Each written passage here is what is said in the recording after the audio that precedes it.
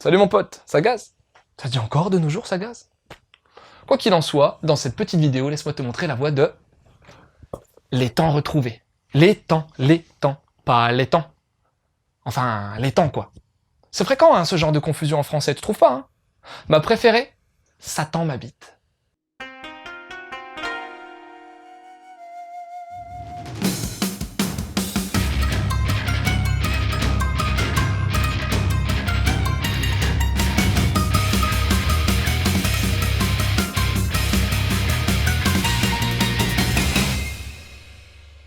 Allez, direction Japon de nos jours, Zou. On va suivre la fin de vie de deux personnes, Ippei, le mâle, et Kotoko, la femelle. Pourquoi je dis fin de vie? En fait, ils sont plus tout jeunes. Hélas, quand t'as dans les 70 piges, forcément, le temps déjà passé sur Terre est supérieur au temps qu'il te reste à passer. Bon, commençons par Ippei, si tu le veux bien. C'est donc un retraité qui passe pas mal de temps au GIN, un centre pour les personnes âgées. Il est veuf et a pas mal de potes là-bas. Ils font des activités style jardinage ou shogi, un jeu de réflexion japonais. Mais t'as aussi une chorale, et c'est là qu'il va faire la connaissance de Kotoko, la pianiste ex-instit. Et là, c'est le coup de foudre pour les deux veufs, ouais. Elle aussi a perdu son mari. Mais bon, à cet âge-là, avoir une relation amoureuse, c'est pas comme quand t'as 15 ans.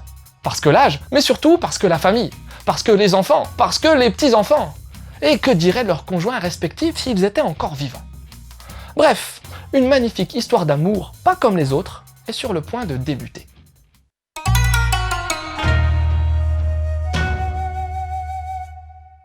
Bon, on va commencer par les deux spécificités de ce titre, à savoir le fait que ce manga est entièrement en couleur et qu'il est en sens de lecture occidental. Ce sont bel et bien des choix éditoriaux des créateurs de ce titre. Le graphisme de ce manga est joli comme tout.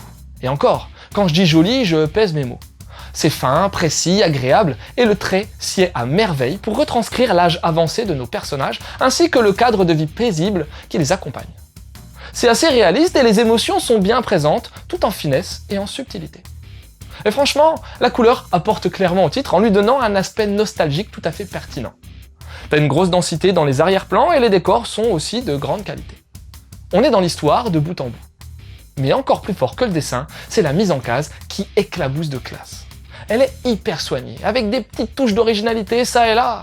Franchement, l'équilibre est parfait.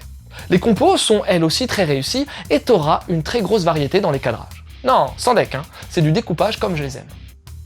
Les temps retrouvés sort chez Kiyun, dans une collection que j'adore, Latitude. La couverture non amovible dispose d'une texture mate et légèrement gaufrée. Ça donne tout de suite du cachet au manga. Le papier est superbe, le choix du format aussi. Non, franchement, il n'y a rien à dire, c'est une tuerie.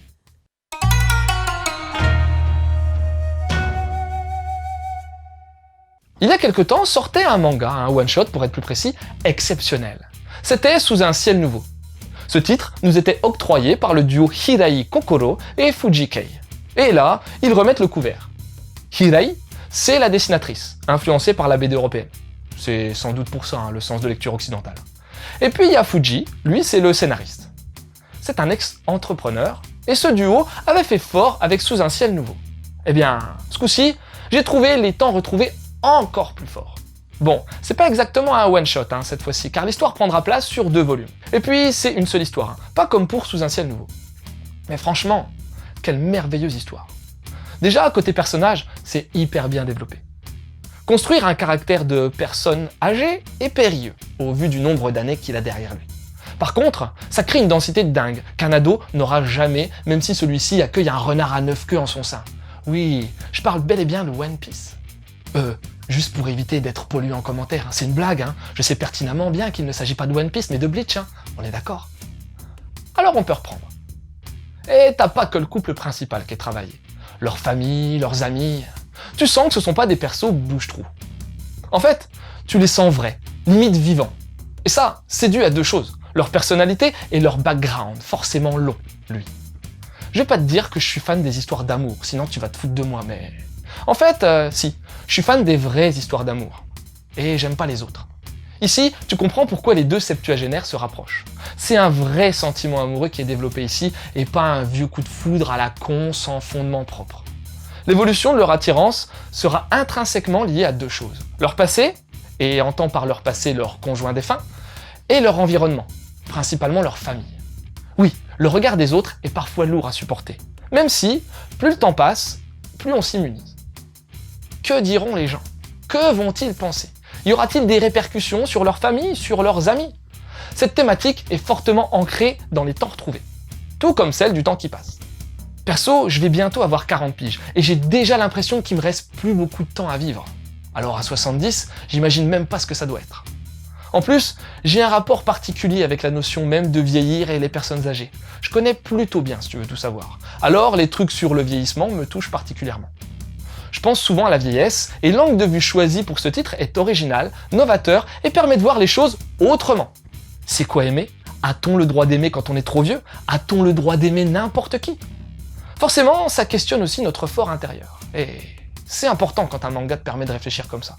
Pour moi, Les Temps Retrouvés est une véritable pépite du manga. Un titre d'une rare qualité, qui te fera cogiter sur deux vrais problèmes philosophiques insolubles, le temps et l'amour. Pour moi, il n'y a pas à hésiter. Et pour faire le lien avec ce manga, tu devrais aussi essayer Sous un ciel nouveau du même duo. Un one-shot multi-histoire que j'ai déjà encensé dans un précédent mangado. Ensuite, t'as La vie devant toi du talentueux Arai Hideki. Ça parle des deux mêmes thématiques, à savoir vieillir et aimer. Et pour plus d'infos, il y a un mangado. On pourrait presque en faire un slogan, franchement.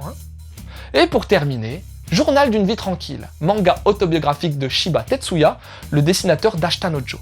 Tu découvriras dans ce titre la vie et la fin de vie d'un titan du manga.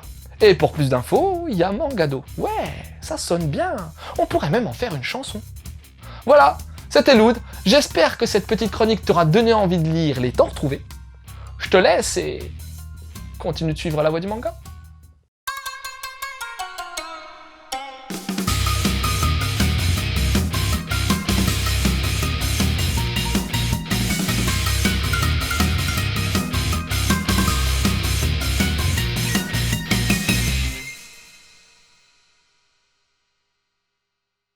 Je ressemblerais à quoi, moi, à cet âge-là?